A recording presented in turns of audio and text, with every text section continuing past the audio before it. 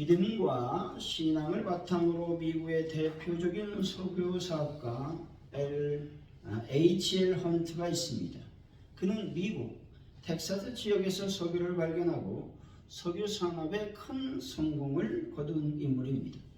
그는 어려서부터 성경을 읽으며 신앙적인 원칙을 배웠습니다. 그는 하나님을 신뢰하며 사업을 시작했고 텍사스에서 석유 탐사에 투자하기로 시작했으며 끊임없이 노력하고 성경의 원칙을 따라 행동하며 부를 축적했습니다. 헌트는 성경을 읽으면서 땅속 깊은 곳에 석유가 존재할 것이라고 확신하고 석유가 발견될 가능성이 높은 곳을 조사했습니다. 욥기서 28장 10절이죠. 반석에 수를 터서 각종 보물을 눈으로 발견하고 이 구절을 통해 하나님께서 지구 내부에 보물을 감춰두셨으며 사람이 이를 발견할 수 있도록 하나님께서 인도하실 것이라고 하는 믿음이 있었습니다. 이후 그는 1930년대 텍사스 동부에서 대규모 유전을 발견하며 미국 석유 산업에서 큰 성공을 거두었습니다. 석유를 발견하는 과정 속에서 모든 것이 하나님의 은혜임을 고백하며 성경에 나오는 청지기 정신을 바탕으로 부를 관리하며 선한 영향력을 행사했습니다. 잠언서 3장 9절입니다. 내 재물과 내 소산물의 처음 익은 열매로 여호와를 공경하라. 아멘. 이 말씀을 통해 부는 자신의 것이 아니라 하나님께서 맡겨주신 것으로 여기고 올바르게 사용하려고 노력을 했습니다. 헌트는 자신의 부를 기독교 사역과 선교 활동에 적극적으로 기부했습니다. 많은 교회를 지원하고 기독교 라디오 방송을 운영하며 하나님의 말씀을 전파하는 일에 헌신했습니다. 그는 비즈니스에서도 정직과 신뢰를 가장 중요한 원칙으로 삼았고 성경을 기준으로 한 기업 운영을 하며 공정한 노동 환경을 조성했습니다. 헌트의 삶은 하나님을 신뢰하고 성경의 원칙을 따를 때 축복이 임할 수 있음을 보여주고 있는 것입니다. 마태복음 6장 33절입니다. 그러니 너희는 먼저 그의 나라와 그의 의를 구하라. 그리하면 이 모든 것을 너희에게 더하시리라. 아멘. 말씀처럼 우리가 구해야 되는 것은 먼저 하나님의 나라와 그의 의인 것입니다. 초대교회에서도 구했던 이 성경의 원칙은 지금 오늘날을 살고 있는 우리들에게도 삶의 기준을 삼아 하나님을 신뢰하며 살아가야만 하는 것입니다. 아마도 이런 성경적인 원칙으로 삶을 살고 기업을 운영하려고 했을 때에 시험이 찾아왔을 것입니다. 하지만 결코 헌트는 믿음과 기도로 모든 시험을 이겼을 것에 분명합니다. 빌리 그레이엄 목사님은 기독교 역사상 가장 영향력 있는 복음 전도자 중에 한 명입니다. 그는 사역 중에 많은 유혹을 받았지만 이를 이기기 위해서 모데스토 서약을 만들었습니다. 다시 말해서 그는 자신의 동료들과 함께 절대적으로 여성과 단둘이 있지 않겠다는 원칙을 세웠습니다. 그리고 재정과 명예에 있어서도 투명한 시스템을 구축했다라는 것이죠. 이는 그가 평생 동안 깨끗한 사역을 유지할 수 있는 원동력이 되었다라고 많은 사람들은 평가하고 있습니다. 다니엘도 높은 위치에 올랐을 때 다니엘을 시기하는 많은 고관들과 총리 대신들이 고발할 근거를 찾았습니다. 그때 모든 총리들 또한 지사 또 총독 법관 간원들이 의논하며 30일 동안에 누구든지 왕 외에 어떤 신에게나 사람에게 무엇을 구하면 사자굴에 던져놓기로 결정한 것이죠. 이것은 하나님을 섬겼던 다니엘을 고발할 근거를 찾기 위한 것이었습니다. 하지만 다니엘은 하나님을 섬기는 것을 포기하지 않았고 하루에 3번씩 예루살렘을 향해서 문을 열고 기도하는 것을 멈추지 않았습니다. 이 신앙 때문에 다니엘은 사자굴에 던져지게 되었다라는 것이죠. 하지만 다니엘은 하나님의 하나님의 보호하심 아래 생명의 유업에서 건진 바 되었음을 믿으시기 바랍니다. 사랑하는 성도 여러분, 먼저 그의 나라와 그의 의를 구하시고 믿음과 기도로 신앙생활을 전하심으로 사단의 시험을 잘 이기는 분들이 되시기를 예수 이름으로 간절히 축원드립니다. 오늘의 말씀은 예수님의 시험 사건을 다루고 있습니다. 예수님은 성령님의 충만하심으로 광야에서 40일 동안 성령에 이끌려 마귀에게 시험을 받으셨습니다. 마귀의 시험 가운데 세 차례 시험을 받으시는데 능히 하나님의 말씀으로 이기셨다라고 성경은 증언하고 있는 것입니다. 오늘 말씀을 통해서 시험을 이기는 방법이란 제목으로 어떻게 예수님께서 시험을 이기셨는지 하나님의 은혜를 나누도록 하겠습니다. 예수님께서 어떻게 시험을 이기셨을까요? 첫째로 육적인 필요보다 하나님의 말씀을 의지했다라는 것입니다. 4절이죠. 한번 읽어봅니다. 시작. 예수께서 대답하시되 기록된 바 사람이 떡으로만 살 것이 아니요 하나님이 이로부터 나오는 모든 말씀으로 살 것이라 하였느니라 하시니. 아멘. 떡을 가지고 시험은 사단의 유혹에 대한 예수님의 단호한 말씀입니다. 사단은 예수님을 유혹하기 위해서 굶주림이라고 하는 육체적 욕망을 이용했다는 것입니다. 3절이죠. 한번 읽어봅니다. 시작. 시험은 자가 예수께 나와 이르되 내가 만일 하나님의 아들이거든 명하여 돌들로 떡덩이가 되게 하라. 아멘. 시험하는 자는 마귀나 사단을 가리키는 말로서 마귀나 사단은 참수하는 자, 대적하는 자라는 의미를 갖는 반면에 시험하는 자라고 하는 말은 말 그대로 성도를 유혹하여 하나님께 불순종하게 만드는 자라는 의미를 지니고 있는 것입니다. 사단의 첫 번째 유혹의 단서는 무엇이었습니까? 하나님의 아들이라면이었습니다.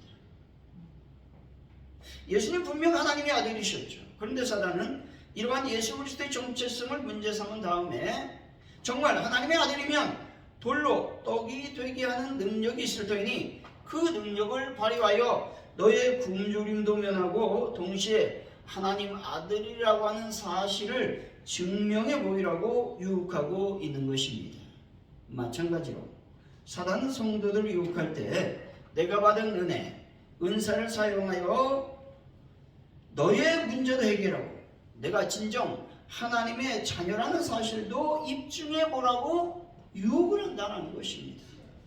따라서 하나님이 주신 은혜와 은사를 오용하거나 남용하지 않도록 주의해야 된다는 것입니다. 하나님의 은혜와 은사를 잘못 사용하면 축복이 아니라 사단의 저주가 될 수 있습니다. 예수님은 이런 절묘한 정체성의 유혹을 멋있게 승리하신다는 겁니다. 다시 말해 예수님은 사단과 불필요한 대화를 일치하지 않으시고 오직 하나님의 입으로부터 나오는 모든 말씀으로 살 것이라고 하는 기록된 말씀만을 방패 삼아 사단의 유혹을 물리치신 것입니다. 여러분, 사단이 시험과 유혹이 올 때 말씀으로 이기는 분들이 되시기를 바랍니다. 미국 기독교 사학가인 누트 루노라고 하는 분이 있습니다. 그는 기계와 기술에 대해 큰 흥미를 가졌습니다. 어려서부터 다양한 기술 교육을 통해서 기술을 익혀서 16살에 자동차 정비소에서 일하기 시작했습니다. 그는 정규직을 공부하지 않았습니다. 그런데 기계와 공학에 대한 탁월한 재능을 보였습니다. 그런 가운데서 어느 날 예수님을 영접하고 하나님께 헌신하기로 그는 결심합니다. 골로새서 3장 23절이죠. 무슨 일을 하든지 마음을 다하여 죽게 하듯 하고 사람에게 하듯 하지 말라라는 말씀을 붙잡고 하나님께 이렇게 기도했습니다. 하나님, 제가 무엇을 하든지 당신을 위해서 살고 싶습니다. 그의 고민은 한 가지였습니다. 나는 목사도 아니고 선교사도 아닌데 하나님을 어떻게 섬길 수 있을까 하는 것이었다는 것이죠. 이렇게 기도하고 고민할 때 하나님은 즉시 응답해 주셨습니다. 내가 너를 만든 것은 기계를 통해 나를 섬기도록 하기 위함이다 라는 음성을 듣습니다. 이 응답을 받은 후 누트로는 자신이 가진 기술과 사업을 하나님을 위한 도구로 사용하기로 결심했습니다. 그가 사업을 하기 시작했는데 사업의 원칙을 정했습니다. 첫째로 수익의 90%를 하나님께 드리고 10%만 자신을 위해 사용한다. 둘째로 하나님의 사업을 우선하며 성경적 원칙을 따른다. 셋째로 직원들에게 공평한 대우를 하며 신앙을 실천하는 경영을 한다. 이 세 가지 원칙을 가지고 사업을 시작했습니다. 하나님께서 그에게 사업을 성공시켜 주셨는데 이 이후에도 하나님의 청지기라는 마음으로 모든 물질을 하나님께 드렸습니다. 그는 이렇게 말합니다. 내가 하나님께 돈을 드리는 것이 아니라 하나님께서 나에게 10%를 사용할 수 있도록 허락하셨습니다. 라고 말했다는 것입니다. 그의 회사는 세계적으로 성장했고 그의 기술력은 제2차 세계대전 당시 미국 정부에서도 크게 인정받아 군용 장비를 생산하기까지 이르렀습니다. 그는 단순히 돈을 버는 사업가, 기업가가 아니라 자신의 삶 전체를 하나님 나라를 위해서 사용한 사람이었습니다. 그는 자신의 삶을 이렇게 표현합니다. 나는 하나님 일에 투자하는 것이 가장 안전한 투자라고 믿습니다. 라고 고백했다는 것입니다. 그는 사업을 자신의 영광이 아니라 하나님을 위해서 운영했습니다. 사업을 하면서 시험과 유혹이 왜 없었겠습니까? 물질이 아깝지 않은 사람이 어디 있었겠습니까? 하지만 그는 아마도 말씀 중심 또 사업 원칙을 정한 이것을 중심으로 이 모든 것들을 이겼을 것에 분명합니다. 세상 사람들은 자신의 영광을 중심으로 살기 때문에 사단의 지배 아래에서 벗어나지 못하고 있습니다. 다시 말해 그들은 욕망의 충동을 행동의 동기로 삼고 삶의 목표로 삼으며 살아간다라는 겁니다. 욕망, 욕심을 따라 살면 결코 사단의 시험과 유혹을 이길 수가 없습니다.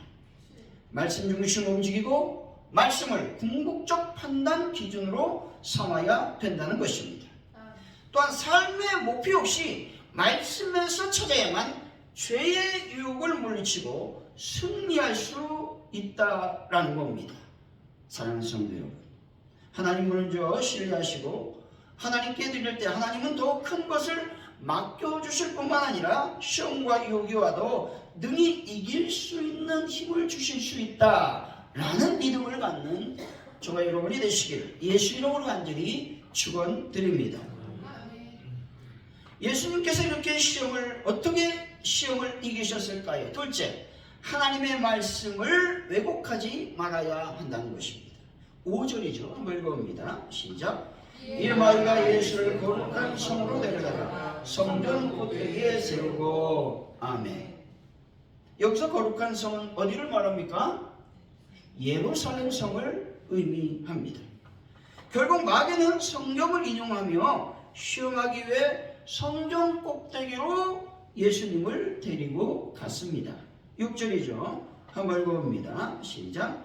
이름에 내가 만일 하나님의 아들이거든 뛰어내리라. 기록되었으되 그가 너를 위하여 그의 사자를 명하시리니 그들이 손으로 너를 받들어 발이 돌에 부딪히지 않게 하리로다 하였느니라. 아멘. 예수 그리스도가 진정 하나님의 아들이라면 시편에 기록된 대로 천사들이 그 발을 붙들어 상하지 않게 할 것이다. 그러니 마음 놓고 뛰어내림으로써 하나님이 정말 보호하시는가를 시험하여 보라고 말하고 있는 것입니다. 다시 말해 사단은 첫 번째 시험에서 주님이 성경을 인용하여 사단의 시험을 물리셨잖아요. 자기도 그 흉내를 내고 있는 겁니다. 성경 말씀을 인용하여 예수님을 시험하고 있는 것입니다. 그러면서 그는 성경 본래의 취지, 다시 말해서 하나님을 의뢰하는 자를 보호하시리라고 하는 시편 기자의 노래를 자기가 유혹하는데 적합하도록 적당히 조작하고 있는 것입니다. 사단은 말씀을 조작하는데 대단히 뛰어난 천재라는 것이죠. 아담과 하와를 여러분 유혹할 때 어떻게 했습니까? 하와에게 먹으면 죽는 거예요. 반드시 죽으리라. 정령 죽으리라. 근데 사단은 어떻게 말씀을 조작합니까? 죽을까 하느라. 안 죽을 수도 있다. 이 말을 지금 사단은 하와에게 심어놓고 있음을 우리는 알아야 된다는 것입니다. 그래서 말씀을 여러분 늘 가까이 하십니다. 정확한 말씀을 알고 있어야 됩니다. 그래야 어떤 이단이 와도 그 이단을 이길 수가 있는 것입니다. 7절이 점 읽어봅니다. 시작. 예수께서 이르시되 또 기록되었으되 주 너희 하나님을 시험하지 말라 하시니. 아멘. 사단 두 번째 시험에 대한 예수님의 답변이죠. 이것은 신앙의 본질에 대한 중요한 진리가 내포되어 있습니다. 사단은 예수님께 성경 꼭대기에서 뛰어내림으로써 하나님이 진정 그를 당신의 아들로 인정하고 있는가를 시험해 보라고 말하고 있는 것이죠. 이 문제로 사단은 지금도 하나님과 성도 간의 관계를 파괴하기 위해서 온갖 침략을 다하고 있음을 알고 있어야 된다는 것이죠. 하나님을 시험하는 것은 신뢰가 아니라 오만함과 불신앙의 표현인 것입니다. 우리는 때때로 하나님의 뜻을 자기 마음대로 해석하려고 하는 유혹을 받을 때가 있습니다. 여러분, 하나님과의 관계를 파괴하려는 온갖 시험과 유혹을 능히 이기는 분들이 다 되시기를 바랍니다. 짐 존스라고 하는 사람이 있는데 미국에서 활동한 사이비 종교 지도자입니다. 1955년 그는 인민사원이라고 하는 종교 단체를 세웠습니다. 사역 초기에는 가난한 사람들과 인종차별 피해자를 돕는 사역을 펼쳤고 의료 지원, 의료급식 등의 프로그램을 제공했습니다. 흑인과 백인이 함께 예배하는 교회를 운영하며 인종차별에 맞섰다는 것이죠. 많은 사람들에게 사회 정의를 지려는 목사로 인정받았고 교회는 빠르게 성장했습니다. 그러나 짐 존스는 점점 교만해졌고 자신이 특별한 존재로 주장하기 시작했습니다. 그리고 성경을 자의적으로 해석하며 자신을 재림 예수 구세주라고 주장하기 시작했습니다. 그리고 성경을 왜곡하여 자신이 직접 하나님의 권위를 가진 존재로 선포하며 신도들에게 절대적 충성을 요구했습니다. 결국 그는 남아메리카 가이아나의 존스타운이라고 하는 폐쇄적 공동체를 만들고 신도들을 세뇌하기 시작했습니다. 1978년 미 의회 조사단이 그를 방문한 후 그는 신도들에게 청산가리 든 음료를 강제로 마시게 해서 900명 이상을 집단 자살로 몰아넣었다는 것입니다. 거짓 선지자가 말씀을 어떻게 왜곡하는지 잘 분별해야 된다라는 것을 보여주는 대표적인 사례라고 하는 것이죠. 우리나라에서 그런 사이비 종교가 많이 있었음을 알고 있는 것이죠. 사단은 기묘한 방법으로 말씀을 왜곡하여 신천지에 빠지게 하고 또 통일교에 빠지게 하고 통일교에 빠질 때 엄청난 사람들이 몰렸어요. 아주 아무것도 아닌데 대학 교수들이 빠지는 거예요. 이단이 빠지게 한다는 것이죠. 이런 왜곡된 말씀에 빠지지 않도록 영적 분별력을 소유하는 분들이 되시기 바랍니다. 사랑하는 성도 여러분, 왜곡된 말씀을 잘 분별하여 하나님과 올바른 관계를 통해 더욱 사단의 시험을 잘 이기는 분들이 되시기를 예수의 이름으로 간절히 축원드립니다. 예수님께서 어떻게 시험을 이기셨을까요? 셋째, 하나님만 예배해야 된다는 것입니다. 8절에서 9절이죠. 시작. 마귀가 또 그를 데리고 지극히 높은 산으로 갔어 천하만과 그 영광을 보여 이르되 만일 내게 엎드려 경배하면 이 모든 것을 내게 주리라. 아멘. 마귀는 주님에게 천하만국과 영광을 보여주면서 자기에게 경배하면 이 모든 것을 주겠다고 유혹하고 있는 것입니다. 이 마귀의 유혹은 어떻게 해석할 수 있느냐? 현대 사회의 허구와 위험성에 대한 시험으로 해석할 수 있습니다. 다시 말해서 매스미디어를 통한 자본주의의 광고는 상품을 선전하고 사람들의 마음을 사로잡기 위한 환상적인 면만을 보여주고 있습니다. 상품의 장점을 최대한 살리고 단점은 절대로 말하지 않습니다. 그러나 TV 속에서 나타나는 환상적인 모든 것들이 현실의 삶 속에서 이루어지지 않는다라고 하는 것들을 우리는 인식하고 있어야 된다는 겁니다. 뿐만 아니라 청소년들의 게임 중독은요, 현실 세계와 게임 세계를 구별하지 못하도록 만들고 있습니다. 사단은 긴밀하게 가상현실과 증강현실을 통해 인간 세계로 들어왔다는 거예요.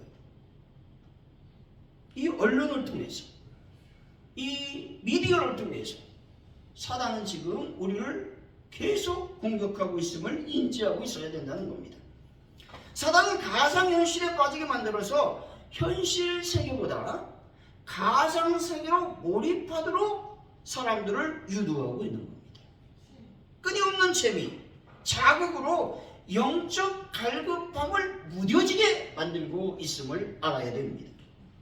성경적 가치관보다는 비윤리적 컨텐츠에 노출되어 하나님이 주신 정체성을 잃어버리게 만드는 것입니다. 사단은 너는 하나님의 자녀라고 하는 정체성, 또한 예수님이 너의 왕이라고 하는 정체성, 하나님이 거룩하니 너희도 거룩하라고 하는 그 거룩함의 정체성을 잃어버리게 만들고 있다라는 것입니다. 여러분, 하나님을 경배함으로써 하나님께 주신 정체성을 확고히 하는 분들이 되시기를 바랍니다. 소련 공산주의체에서 하나님만을 예비한 목사님이 계신데 게오르기 페트로비치 빈스입니다.